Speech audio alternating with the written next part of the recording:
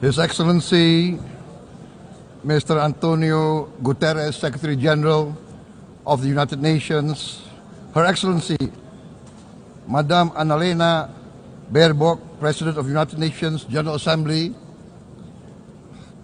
His Excellency, Mr.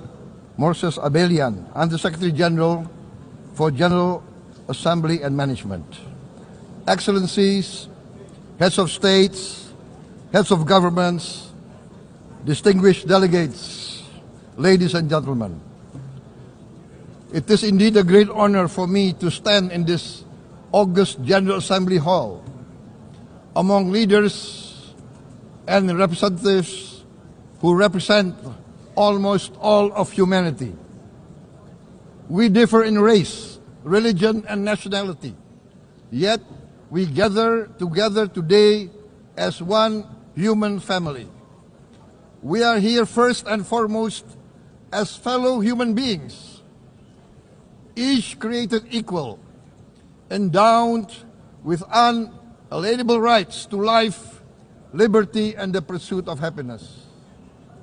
The words of the United Nations Declaration of Independence have inspired democratic movements across continents, including the French Revolution, the Russian Revolution, the Mexican Revolution, the Chinese Revolution, and Indonesia's own struggle and journey to freedom.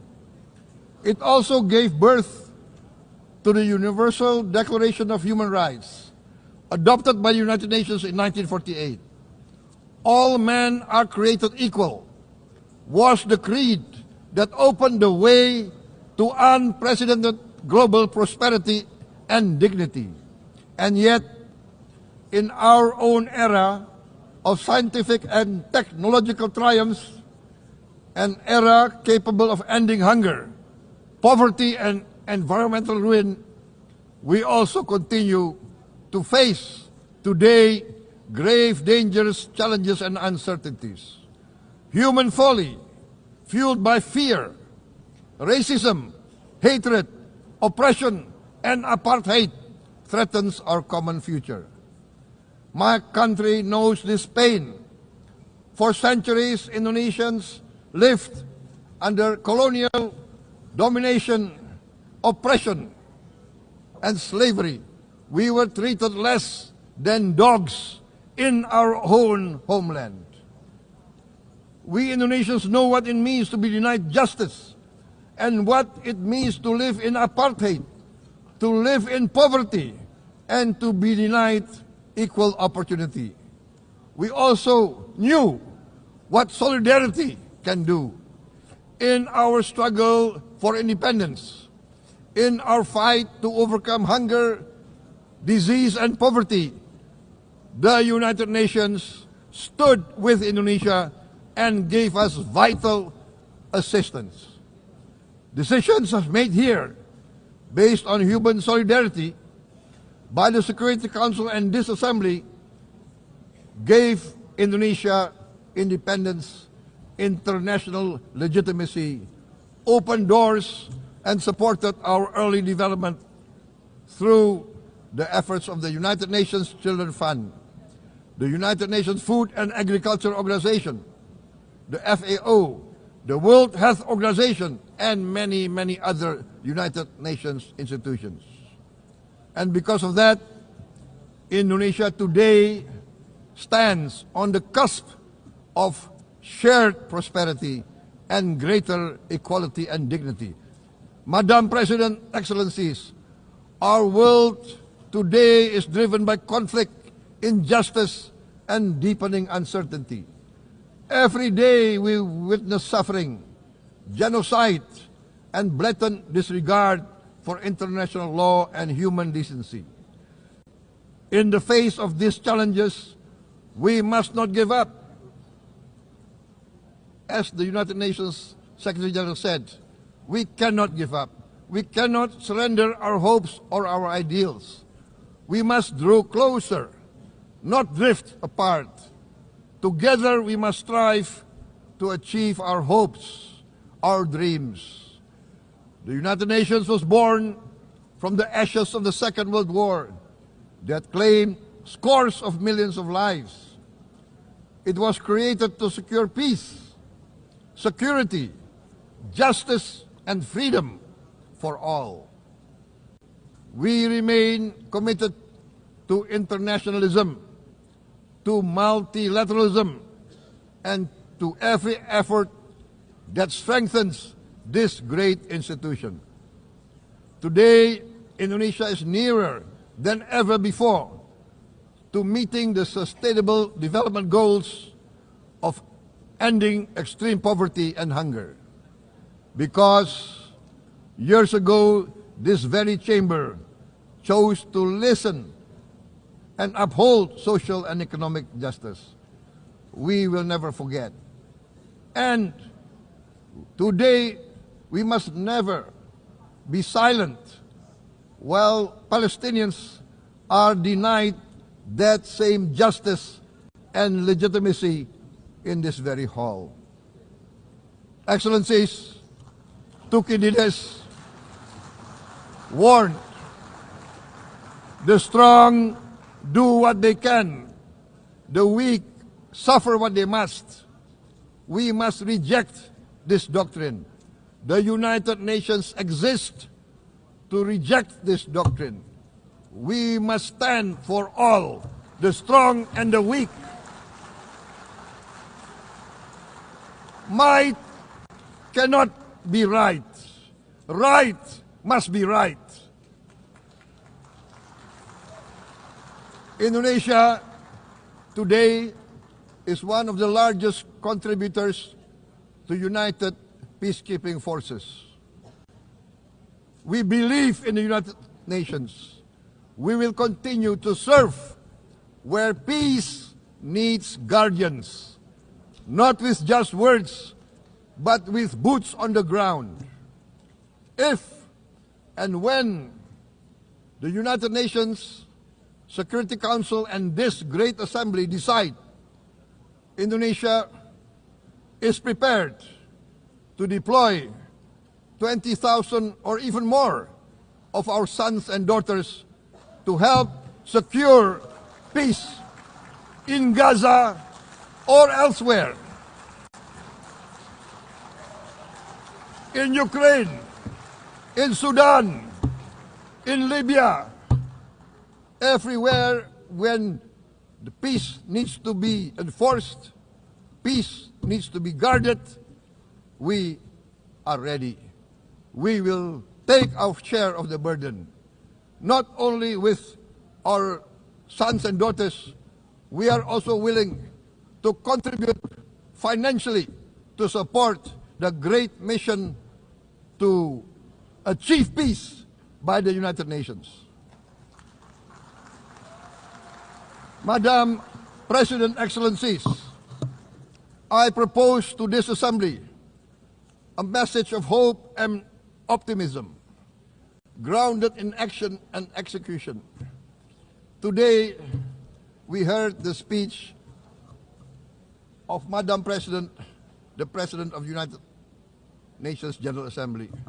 Yes, it is true what she said.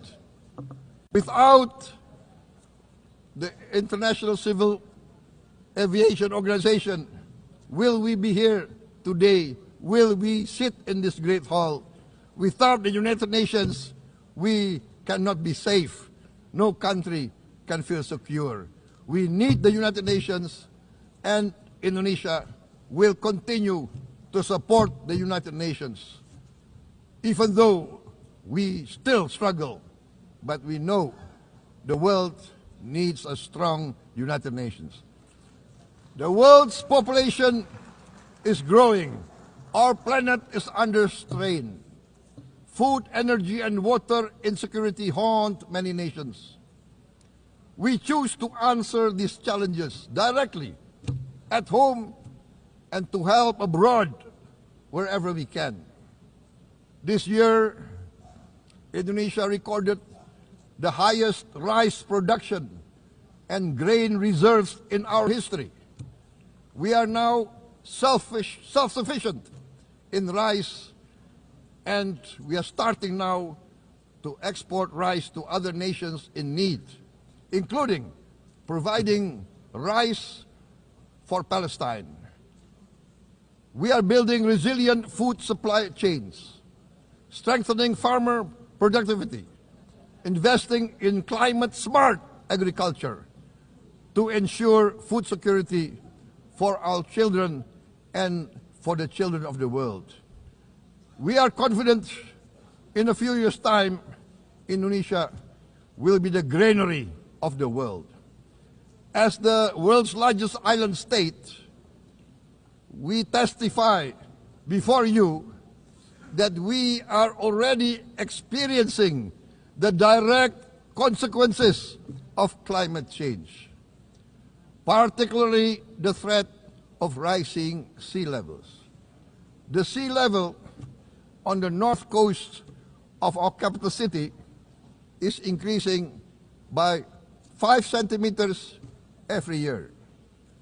Can you imagine in 10 years? Can you imagine in 20 years? For this, we are forced to build a giant seawall, 480 kilometers in length. It will take us maybe 20 years, but we have no choice. We have to start now.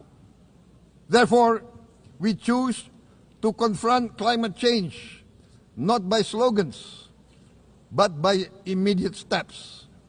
We are committed to meeting our 2015 Paris Agreement obligations. We aim to achieve net zero emission by 2060, and we are very confident we can achieve net zero emission much earlier. We aim to reforest more than 12 million hectares of degraded forest, to reduce forest degradation, to empower local communities with quality green jobs for the future. Indonesia is shifting decisively from fossil fuel-based development towards renewable-based development. From next year, most of our additional power generation capacity will come from renewables. Our goal is clear: to lift all of our citizens out of poverty and make Indonesia a hub for solutions to food, energy, and water security. Madam President, Excellencies, we live in a time when hatred and violence can seem to be the loudest voices. But beneath this loud noise lies a quieter truth, that every person longs to be safe, to be respected, to be loved, and to leave a better world to their children. Our children are watching. They are learning leadership not from textbook, but from our choices. Today, still, a catastrophic situation in Gaza is unfolding before our eyes. At this very moment, the innocent are crying for help, are crying to be saved. Who will save them? Who will save the innocent? Who will save the old and women? Millions are facing danger at this very moment. As we sit here, they are facing trauma. They are facing irreparable damage to their bodies. They are dying of starvation. Can we remain silent? Will there be no answer to their screams? Will we teach them that the human family can rise to the challenge? Madam President, we must act now. Many speakers have said that. We must stand for a multilateral order where peace, prosperity, and progress are not the privilege of a few, but the right of all. With a strong United Nations, we can build a world where the weak do not suffer what they must, but live the justice that they deserve. Let us continue humanity's great journey of ideals, the selfless aspirations that created the United Nations. Let us use science to uplift, not use science to destroy. Let rising nations help others to lift themselves. I am convinced that the leaders of the great world civilizations of the West, of the East, of the North, of the South, leaders of America, Europe, of India, China, the Islamic world, the whole world, I am convinced they will rise to their role demanded by history. We are all hopeful that the leaders of the world will show great statesmanship, great wisdom, restraint, humility, overcome hate, overcome suspicion. Madam President, distinguished delegates, we are greatly heartened by the events of the last few days, where significant leading countries of the world have chosen to side with history, to choose the right side of history, the path of the moral high ground, the path of rectitude, the path of justice, the path of humanity, to shun hatred, to overcome suspicion, and to avoid the use of violence. The use of violence will beget violence. No one country can bully the whole community of the human family.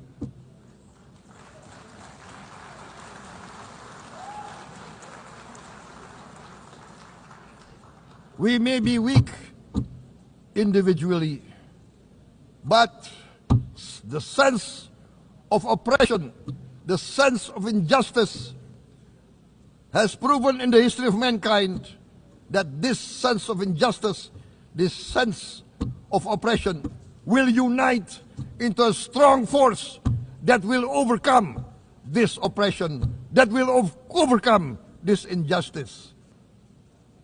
To close, I would like to reiterate again Indonesia's complete support for the two-state solution in Palestine. We must have an independent Palestine, but we must also recognize, we must also respect, and we must also guarantee the safety and security of Israel. Only then we can have real peace, and no longer hate and no longer suspicion. The only solution is this two-state solution. Two descendants of Abraham must live in reconciliation, peace, and harmony. Arabs, Jews, Muslims, Christians, Hindus, Buddhists, all religions, we must live as one human family. Indonesia is committed to being part of making this vision a reality. Is this a dream? Maybe, but this is the beautiful dream that we must work together towards. Let us work towards this noble goal. Let us continue humanity's journey of hope, a journey started by our forefathers, a journey that we must complete. Thank you. Wassalamualaikum warahmatullahi wabarakatuh.